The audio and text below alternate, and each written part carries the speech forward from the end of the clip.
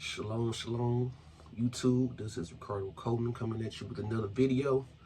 And it was just something on my heart to really just talk about real quick. I'm not going to be on here very long, but there's just a misunderstanding that is in the Hebrew community, or somewhat, or even just in the community of just believers overall, should I say, about what is sin and what isn't sin. And I believe a lot of things that, we do as people, or even as Hebrews, believers, whatever we want to call it, or just people in general, is actually thought to be sin when it really is not sin. Because go to the Bible, what is actual sin? It is transgression of the law. That's it. It is transgression of Yah's law. That's the only way that sin is made. Now, could it be that we as mankind, can we be foolish and not necessarily sin? Of course. Could we possibly set ourselves up in a way to where it may cause us to actually sin? Yes, we can. But there are just certain things that a lot of people try to consider sin just because of what their own perception is. Okay. And they actually try to judge people according to whatever they believe is sin, or what they believe is not right with them. So the reason why I'm doing this video is because I remember a video that I came across. It was actually a video of Pastor Dow. Actually, a couple videos. It might have been a Shabbat service. I don't know. Back when I was actually supporting them. I can't remember if it was like right before we found out about the, Pastor Rufus separation, or right after. But I came across this video to where Pastor Dow got angry because there was, I believe, and anybody that sees this video and anybody that actually know more details about it, if I get something wrong, let me know. But there was Pastor Dow had this little girl on the land. I believe she might be at Tennessee and Straightway, like with Pastor Dow and Elder Belker and all of that. I believe so, but I think she was only like a 13-year-old girl or something like that. And like I said, if I'm getting like the details mixed up, because like I said, this has been a long time ago, but it just came across me like a little, recently. It just came back to my memory.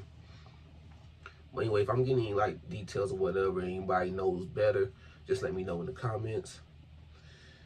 But anyway, there was this little girl, I believe she was 13 years old, and that lived on the land.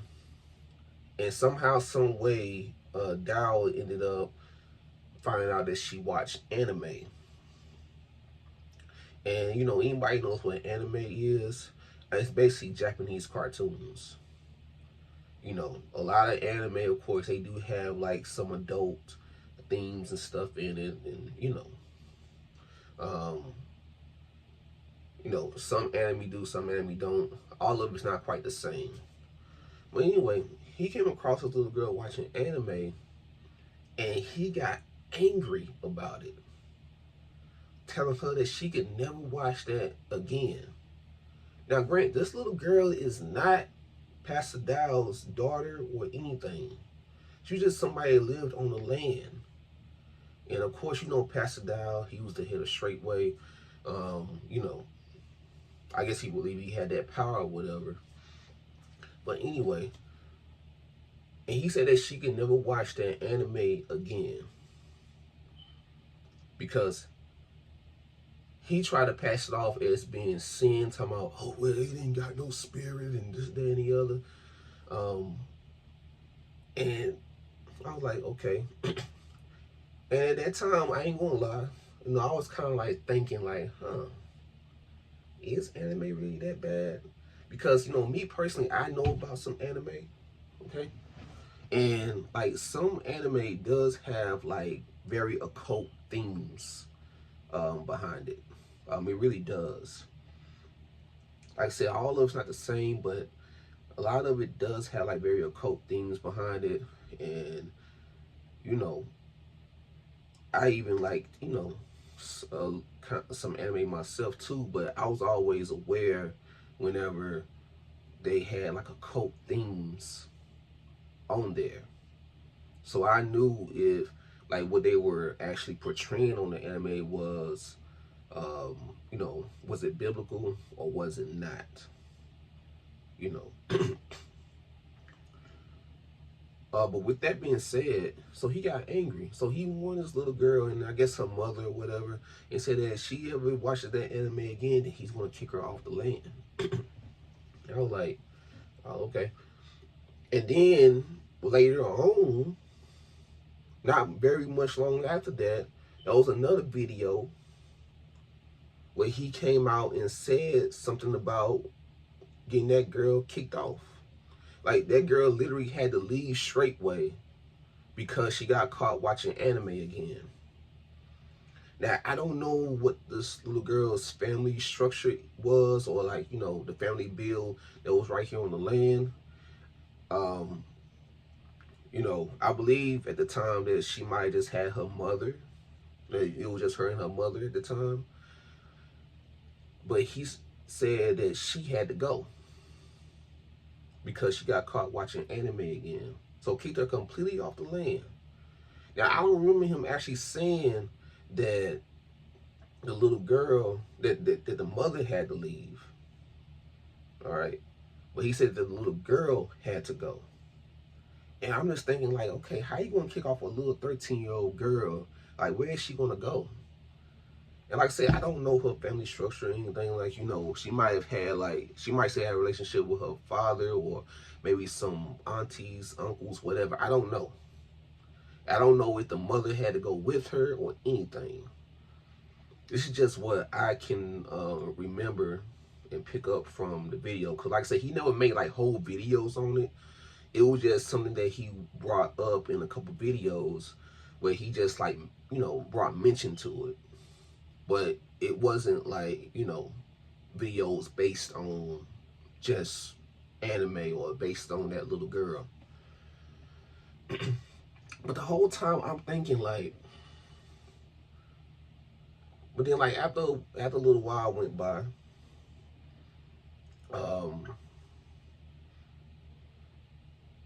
well, first of all, I'm also thinking at that time, like, okay, how is he going to kick off a 13-year-old girl off the land? All right, so how is he going to do that? And, I feel like that was wrong at that time as well too. I was like, how you going to kick off a little girl?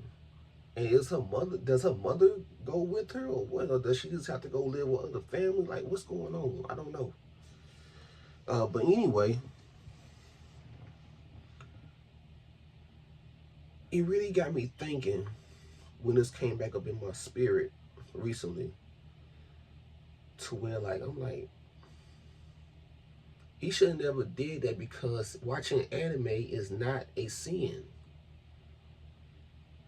Because there is no law, statute, or commandment in the whole entirety of the Bible that says that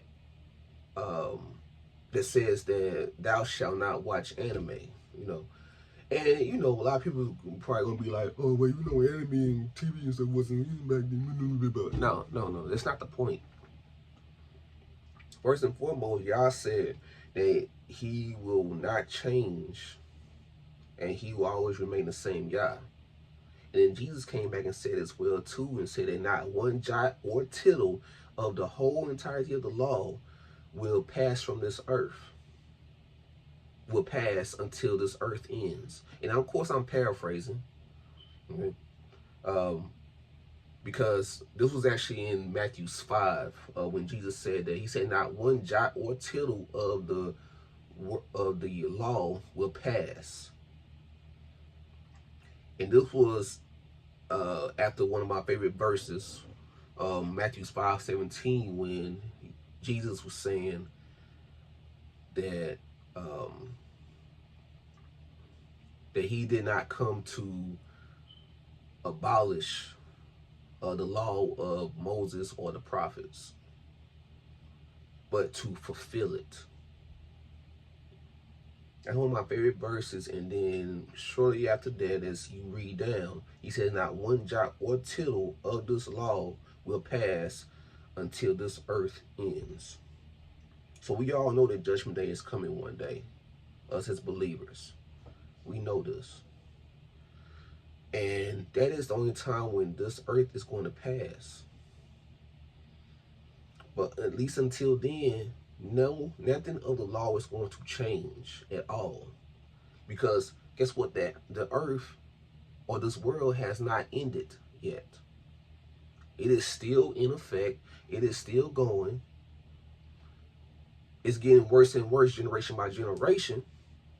And sin is running rampant. But like I said, we are still in this world. And Judgment Day has not came yet. And so you think about it. Like, how is it that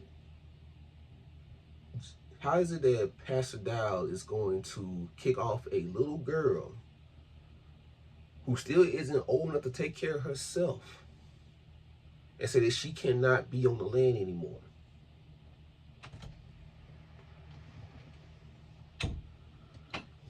How is it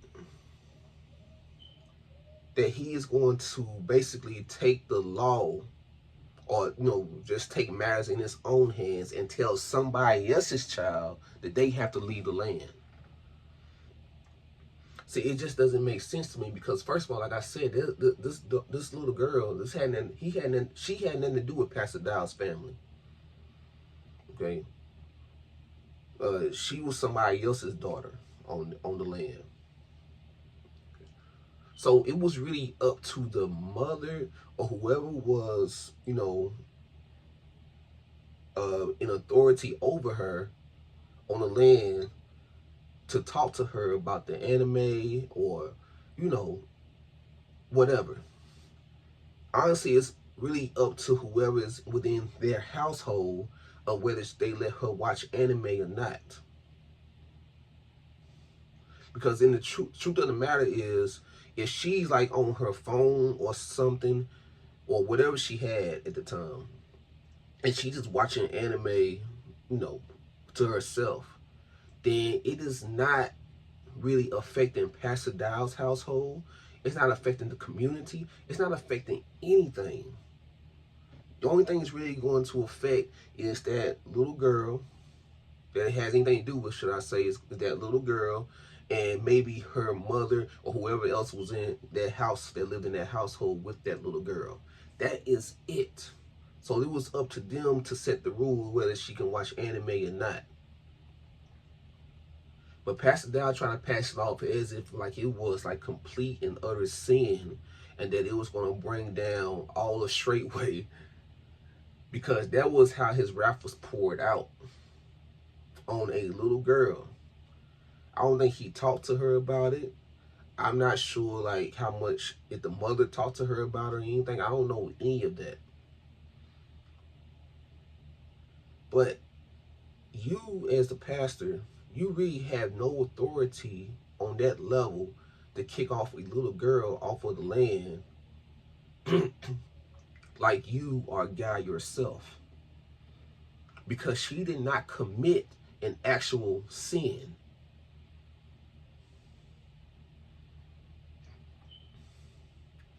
And so, and like I said, I've seen some anime. I know about it. Like that, some anime do have very occult themes on it. It really does. But watching anime itself is not a sin to where this little girl should have been kicked off the land or had to leave, or that her and her mother had to leave, whatever the case may be. Like, There was nothing about what she did that was actually brought to our attention anyway, to where it basically was justified that she be kicked off of the land entirely.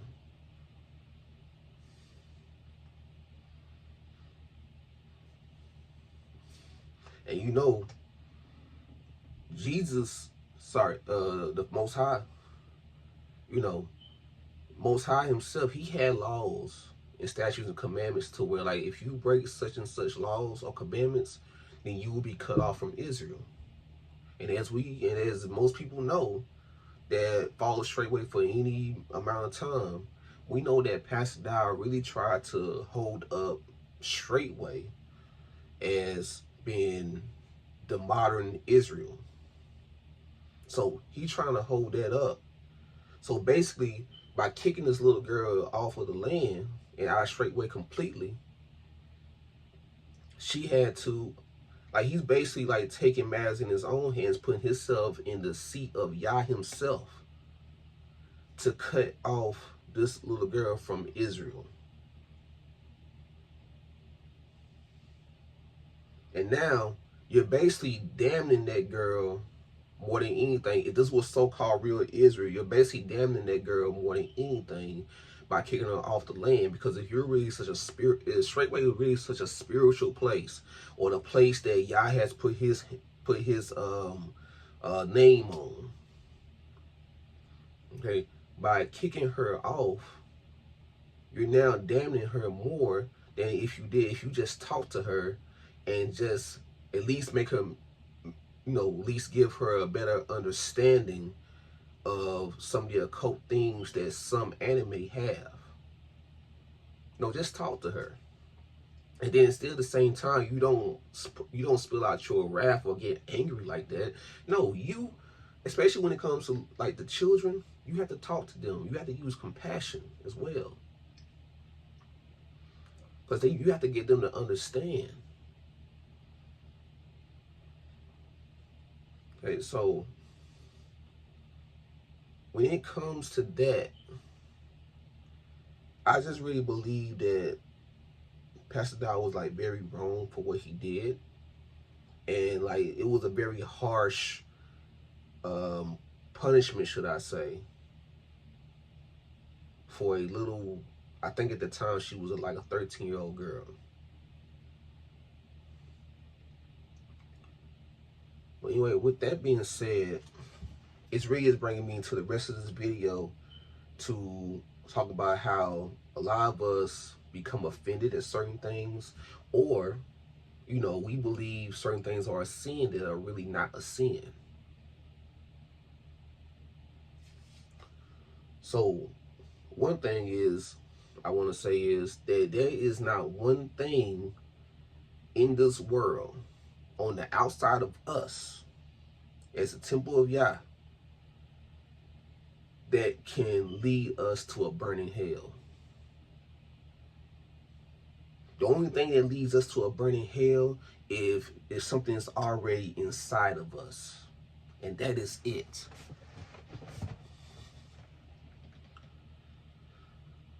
Only anything that's already within our hearts and we actually spill out or pour out into this world to others, or just to them, or just in the environment around us, that is what actually sends us to hell.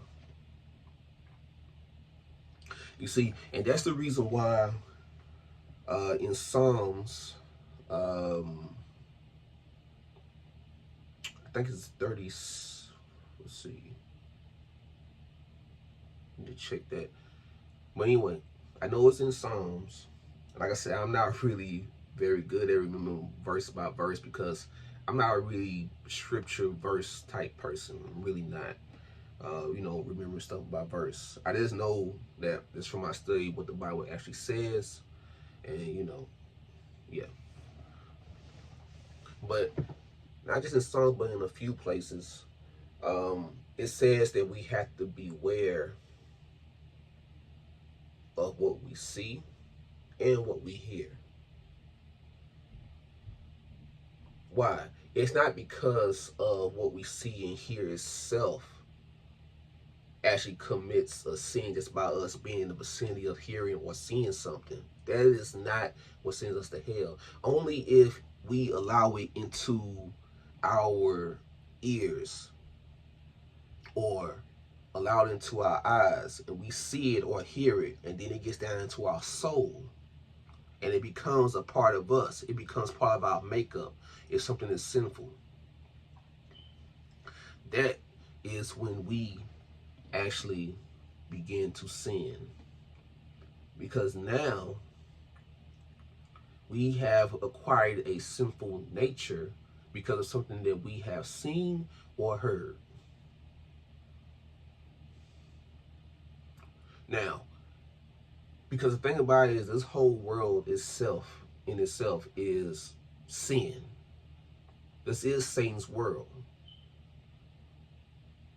It's not his earth, but it is his world though.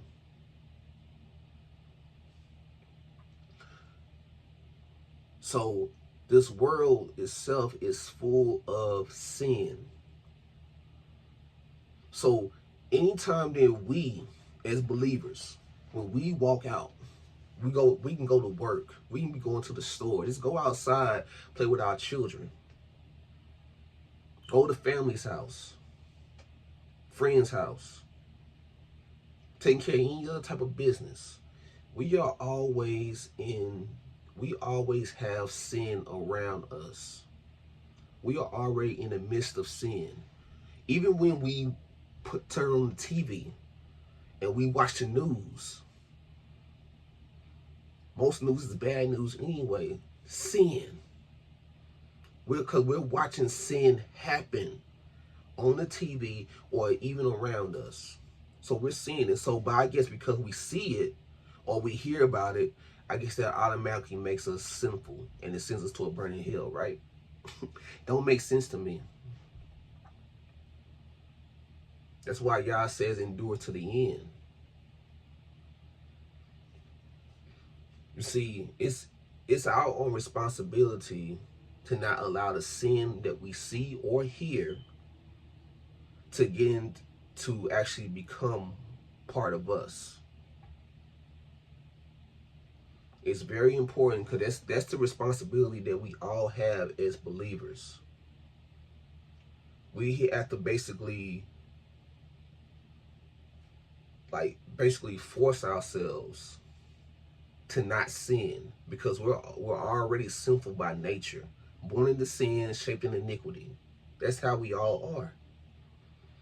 That's how we are as believers, and that's even how the heathen is as well too. We're all born the same exact way. We're all shaped in the same exact way. Only when the Most High calls us to be one of His, and we get those laws on the tables of our heart. And this is just a habit when I say down here, but our heart is actually up here. But when we get with the law on the tables on our heart, we become His. That is the only thing that is going to save us from our sin, and also knowing how to repent when we do. Because even when we are obedient to the commandments, when we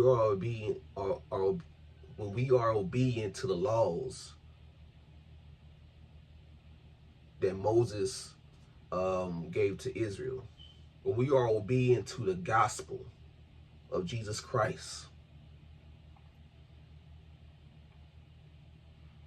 when we are obedient to that, even when we are obedient to that, just because we have a sinful nature because of how we're born and come into this world,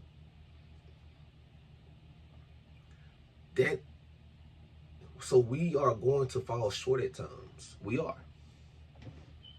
And it's not that we do it intentionally, but we end up doing it because we're not perfect. The only man that was ever perfect in this world is Jesus Christ Himself, Yeshua, the Messiah. He's the only one that's perfect.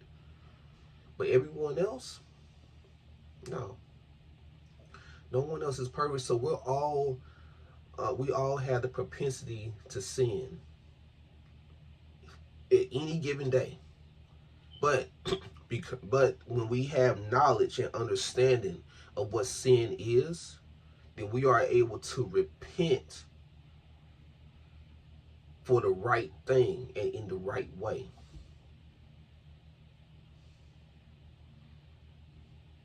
That's the point of being able to study the Bible, so we'll know how to repent for the right things, for the right way, so we can know what sin actually is. When we do not know what sin really is or understand what sin really is, then even us as believers, we may convict ourselves for any old little thing. Like some of us, we may convict ourselves for like taking a drink, an alcoholic beverage. We may convict ourselves of not going to a church on Sunday. We may convict ourselves for just having something on our TV and even like watching it, even just for a few minutes. We'll convict ourselves for stuff like that.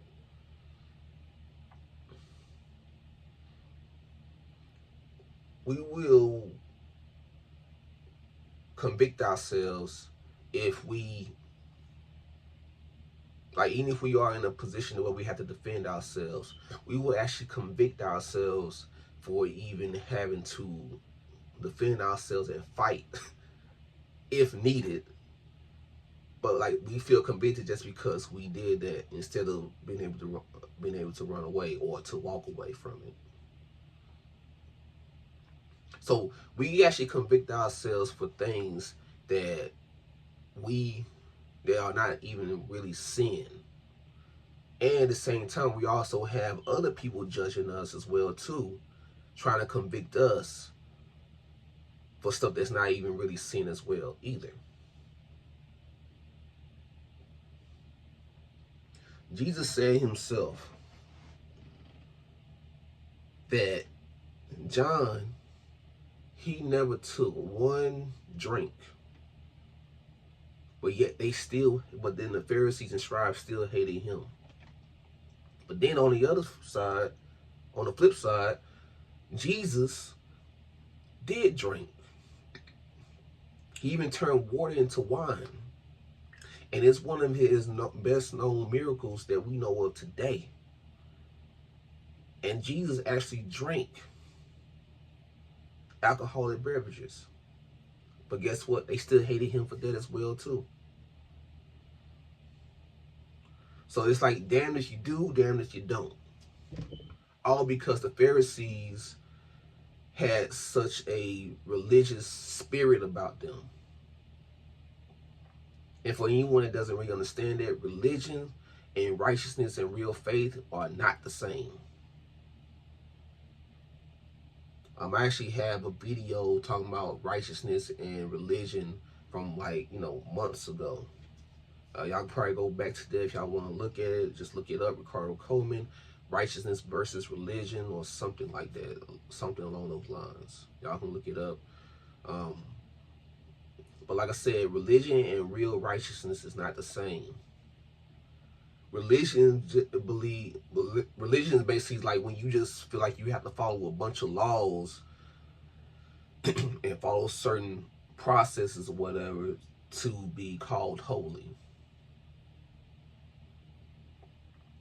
But when you're truly righteous, you understand the spirit of what those laws are supposed to bring, and you act accordingly.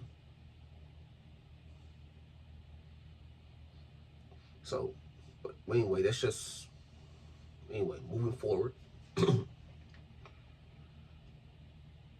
But even with drinking, like I said, Jesus drank. But is he not considered to be the perfect man? Is he not considered to be completely blameless and sinless? So how is it that we convict ourselves for taking a drink? No, like we shouldn't do that. Now, when we become drunk, that's a different story. That really is sin. Same thing with fighting. You see, we're all meant to be able to defend ourselves or defend our loved ones if needed. Jesus says, turn the other cheek. But again, you have to understand that he is not going against the law of Moses or the prophets. He's not there to abolish that, because we all know that right there in the Bible, right there in the law, it says there's an eye for an eye, a tooth for a tooth. Jesus even mentions that himself.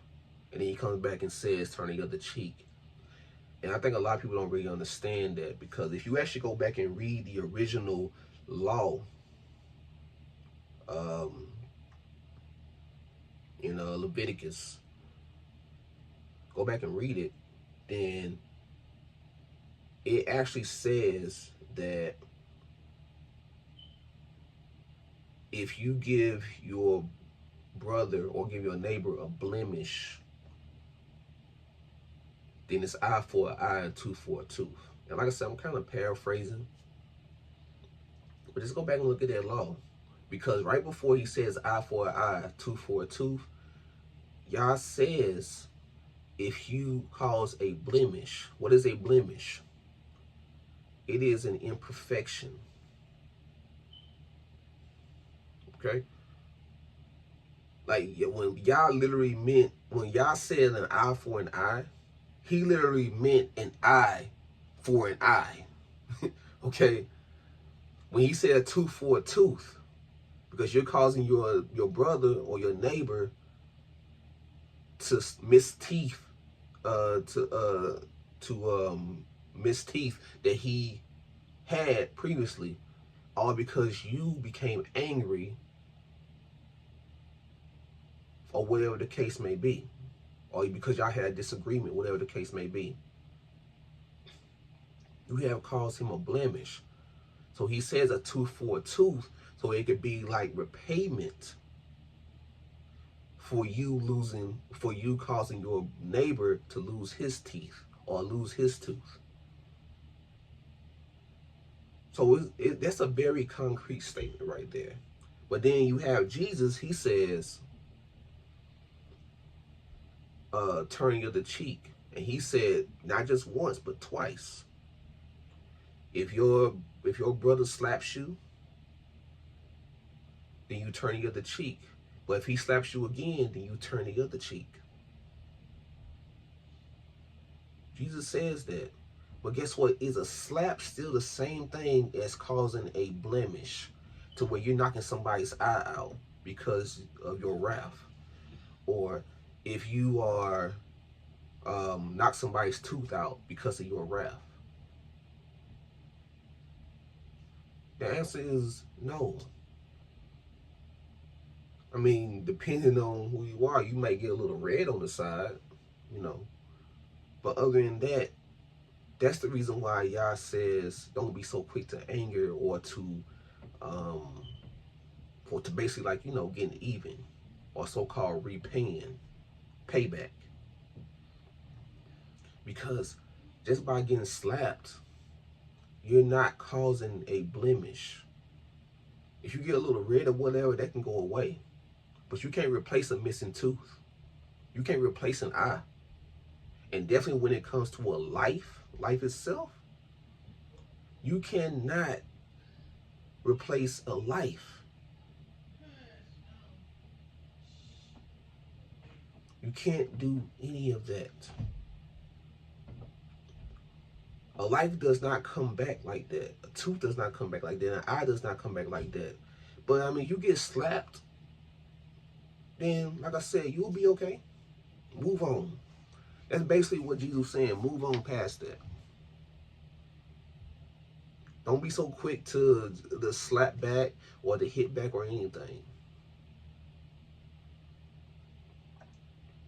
Another reason is because he says that because for all we know, like somebody end up slapping us, we may end up getting so angry, we may actually end up doing way worse to them than what they did to us.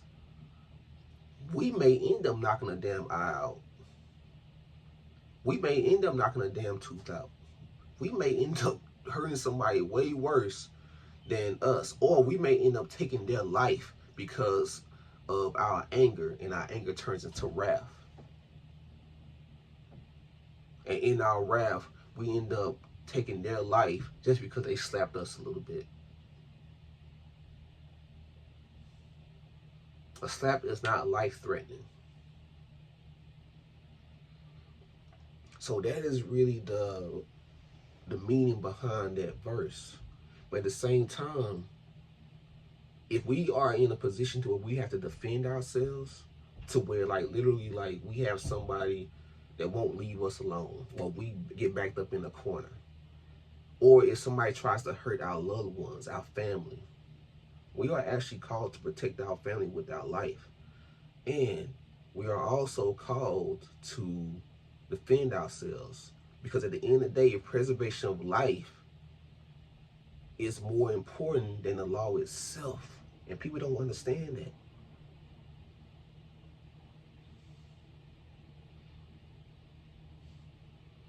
Even on the Sabbath, the preservation of life outweighs the rest you're supposed to do on the Sabbath. That's the reason why Jesus and the disciples went into that cornfield to try to get food, because they had been out and about for I don't know how many days, and they was hungry. And nobody agrees to no fast or anything, there was no fasting about it. So they all had to go into the cornfield so they could feed themselves. Because at the end of the day, with them being hungry, that was the preservation of their life, so they would not starve. Because he used the example of David with the shewbread. He used that example to show that, because after David has been out and about for days, because he was on the run from Saul, David had to eat something. And the only thing that he can get at that time was that showbread, which him or no one else but the priests are even supposed to touch on Sabbath.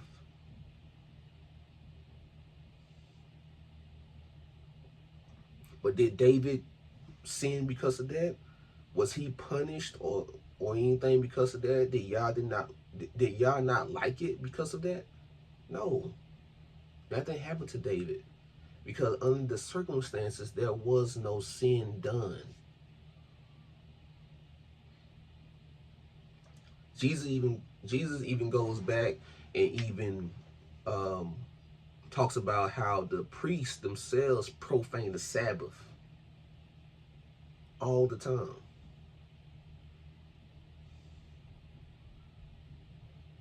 Because that's supposed to be a day where we're supposed to rest, right? But the priests are the ones that were in charge of the temple. They had to do all the temple work, so they were still working, cooking the showbread. They were doing all of that. They're still working on the day that we're supposed to rest. But there was no sin in it because that was part of their duty. It was expected because of the position that they held.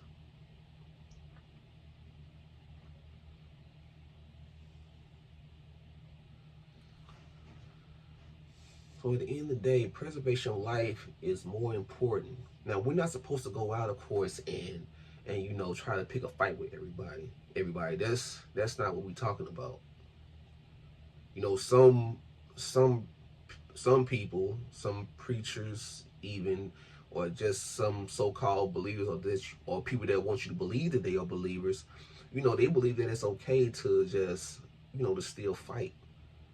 But in a lot of cases, a fight may not be necessary. So when a fight is not necessary, or even striking an enemy is not necessary, then we need to have discernment to know when it's necessary or not. Because if we end up striking them unprovoked, then we're going to have to answer for that. Because at the end of the day, we are all called to peace.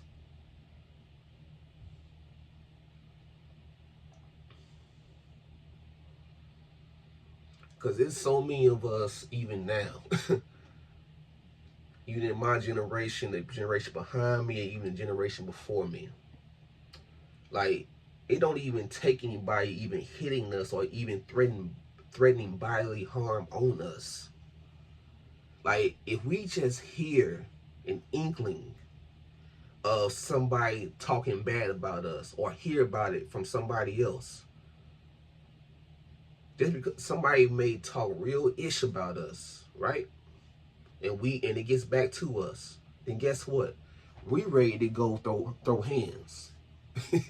You know, but at the end of the day, those words that they're saying, it's not worth you putting your hands on them. And a lot of us don't understand that. We think that just because somebody talk ish about us, oh, we gotta send a message and we gotta let them know that we can't do that, so we gotta go get them. No, that's not how it works. You pray and you rebuke and bind the spirit of Satan. That's how we supposed to do.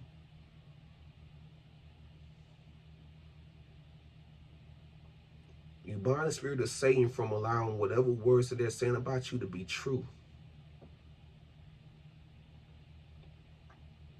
And you stay away from that person. You don't even, like, the best thing to do is don't even like go around them at all, so that you can even have a inkling of temptation to actually strike them or to actually like put your hands on them. Don't do that. Especially if you're already angry. Another thing, being angry in itself is not a sin.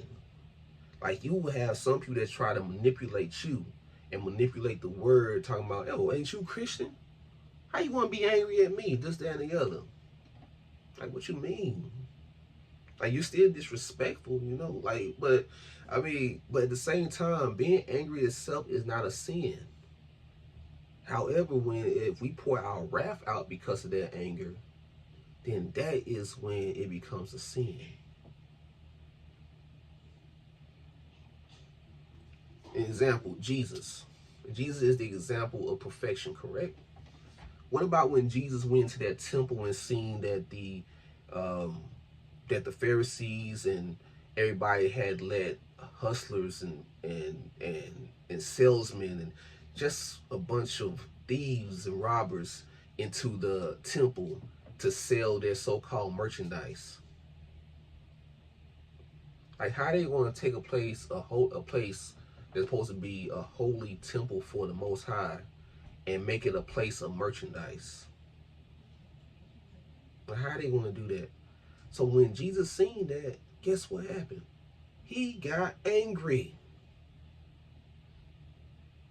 Now, he didn't go and actually put his hands on anybody. He didn't go fight anyone. But what he did do is that he went through and he turned over all the tables and he knocked everything over. He was letting the doves out and all the animals free and all that. Because he was angry because the Pharisees found it okay to turn the temple of Yah into a place of merchandise and profit. They thought that was okay. So Jesus got upset. He got angry. But instead of putting his hands on anybody, because nobody actually put his hands on him, just to give an example, because nobody put his hands on them. Even when he was giving his speech, everybody was just watching in awe, listening to what he was saying. And then Jesus walked away weeping.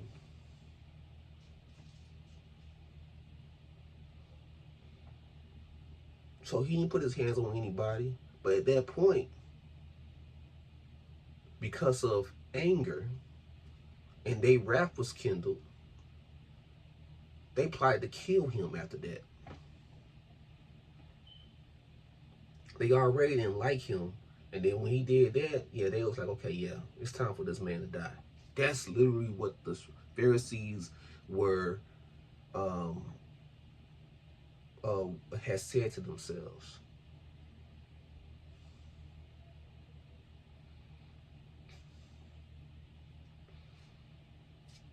because they couldn't understand him coming in. They just seen Jesus coming in and just ruining what they already set up, which is really the whole reason why they got angry with him in the first place, because they already had a certain system in place that put them in a high position of power.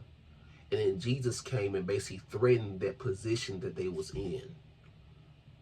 So even though they kept saying, talking about, oh, it's the law of Moses and all that, and they, that he's blaspheming the law of Moses and all that, they were saying that, but in reality, it was because Jesus was actually threatening their lifestyle. He was threatening their power, because when he came and started preaching the gospel, the way that it was meant to be understood in the first place, he started gaining more and more followers, which means the more followers he have, the less followers and influence that the Pharisees have over the people.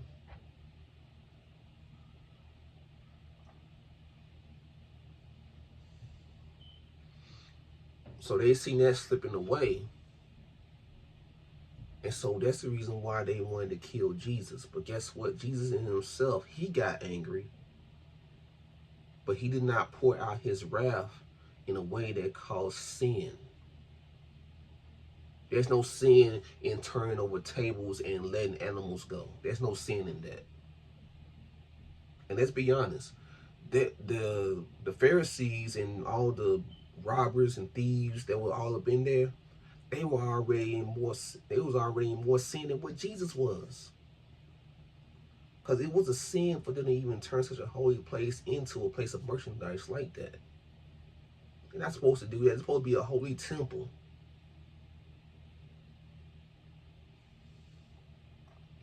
It's supposed to be a holy place, but you making it a place of carnality. Trying to make a profit. Y'all didn't tell us to do that.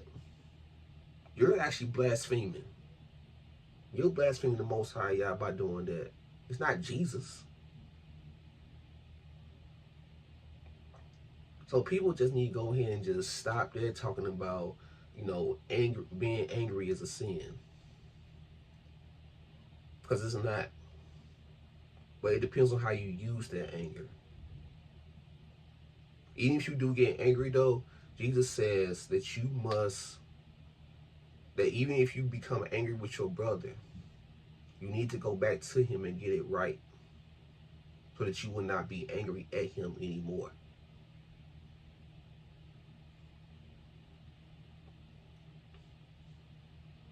So we must do everything in our power to kindle that anger so that it does not turn into something more serious. But this being angry itself is not a sin.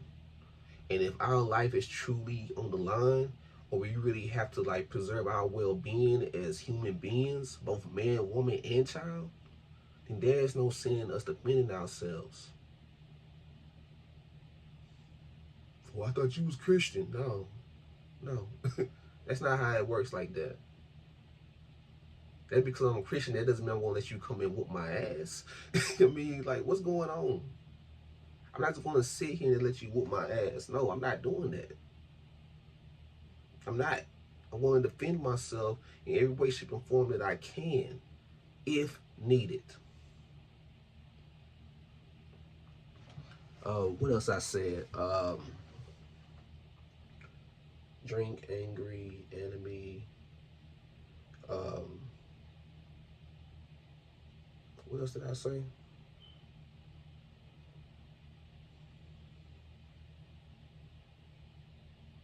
Shoot, I forgot what else I was talking about. I said something else though. Oh yeah, going to church on Sunday. Now, anyone that really knows the truth, we already know that you're not supposed to go to church on no Sunday. But yeah, you have so-called Christians trying to judge you and say that you are evil or wicked for not going to church. You want to stay home and you rather stay home and watch the football game on Sunday. You want to stay at home and watch the Super Bowl. Whatever the case may be. Okay? You're not even supposed to be going to church on Sunday anyway. So just by you going to church on Sunday, you're actually sinning more than that man, woman, or child that does not go to church on Sunday.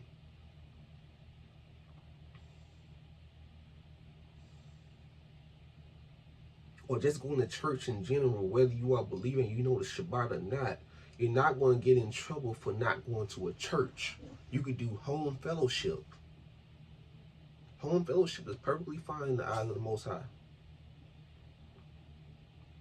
You can fellowship with your immediate family, or you can fellowship with your neighbors if y'all all believe the same way.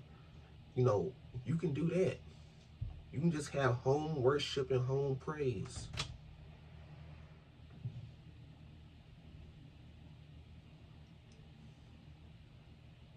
So I got interrupted for a moment. But anyway, as I was saying, you're not in sin because you don't go to an actual church building and listen to a preacher, pastor, reverend, bishop preach a so-called word, and sing and dance with with the choir and with the congregation and all that. You're not in sin if you don't do that. Like I said, the only thing that really constitutes sin is transgression of the law. And there is no law in the whole entirety of the Bible that says you must go to church on Sunday.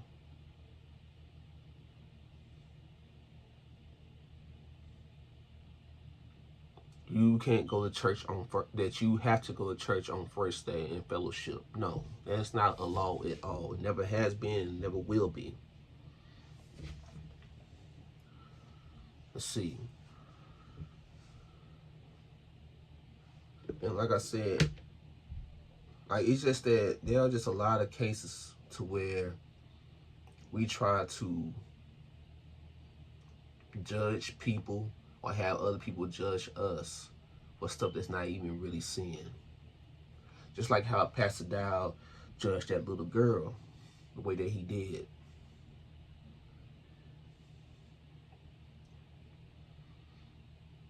That was way too harsh of a punishment that he took in his own hands, which really wasn't in his power or authority to do in the first place. But that is somebody else's child on top of that. You see, just because he's the head of the the head of the community does not mean that he had the power and authority to kick anyone off. Because he's just a pastor who's trying to operate more like a king, taking power and matters into his own hand that's not even in his place to do.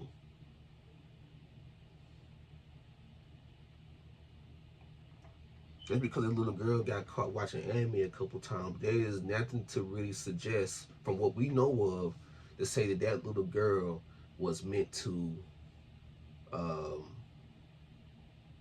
what had to be kicked off the land.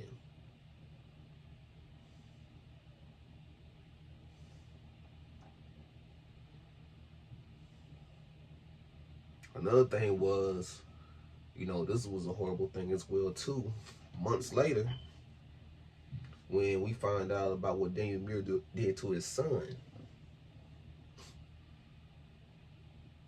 His son did something. And I'm still not 100% clear on what his son did. I heard some things, but like I said, I'm not 100% sure what actually happened. But Daniel Muir beat the hell out of his 14-year-old autistic son.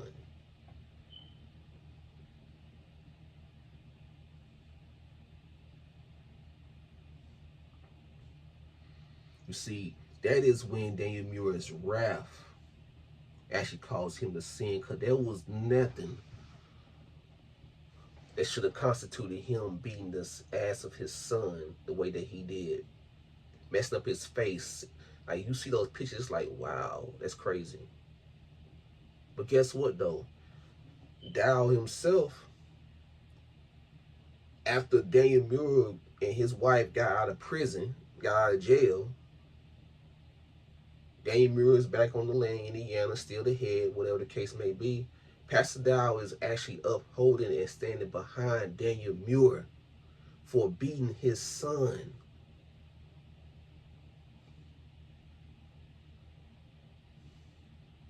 He's standing behind that, but you mean to tell me that you couldn't leave a little girl alone that was watching something on her phone or tablet, whatever she had?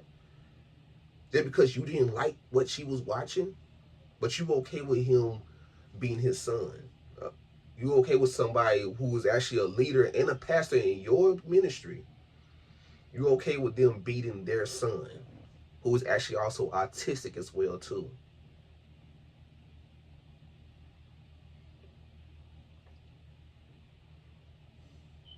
See, that goes back to trying to judge somebody for having a speck in their eye when you have a whole freaking log or whatever coming out your eye.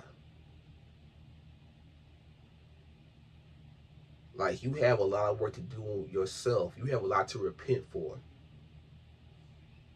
You have a lot of sin and you can't see straight because you have a big old log in both of your eyes, but then you're trying to judge somebody because they have a speck in their eye, say that they're wrong, but yet you're supposed to be right when you're actually worse off than what they are.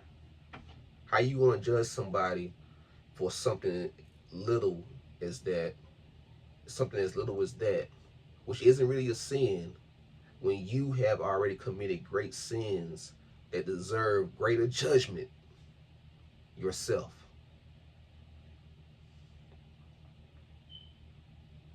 You know, I wasn't trying to make this about straightway, Pastor Dow, or nothing like that. But it's just that I wanted to get this off my chest because, like I said, we have a tendency, just just in human nature, to want to judge somebody wrongfully and not really, uh, bringing them to the justice that they deserve. See, the purpose of the law is so that real justice is done in the eyes of Yah. That is the purpose of the law itself, to bring justice. The purpose of the law is to be merciful, to show grace, forgiveness, repentance. That is what the law was actually about. That is why the Pharisees and scribes were such hypocrites, because they knew the law from top to bottom, but they did not use the law for what it was meant to be used for. They used it for power and for justice, for so-called justice, excuse me. Not real justice in the eyes of Yah, but for their own justice. Or because they use the law just because they disagreed with something. They feel like they couldn't show compassion or mercy or forgiveness for anybody,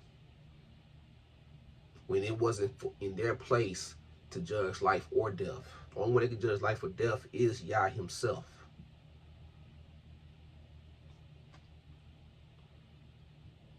That's why they was hypocrites. And Jesus had to come back and say, no, this is what the law was meant for.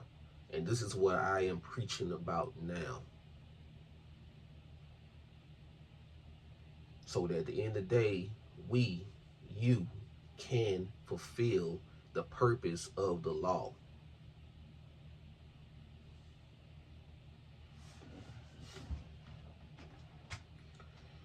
Let's see here. I believe there was something else that I hit on at the beginning.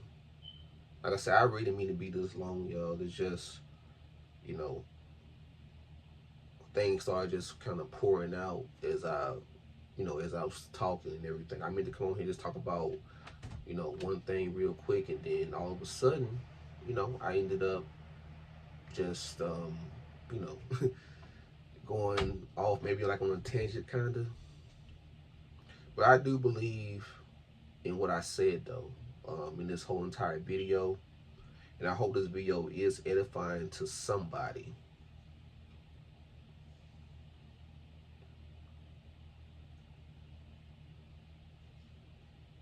Anyway, with that being said, about to go ahead and enjoy the rest of my day. Y'all have a very blessed day. Take care. This video probably isn't going to be up until sometime after Shabbat. Um, but yeah, everybody take care and have a good restful day. Oh yeah, don't forget to subscribe. If it's in your heart to share this video, comment as well too. If I got some detail or got something mixed up, or if I need clarification on something, just come with a good heart and good intentions. If I missed something, so shalom, shalom, peace, love y'all.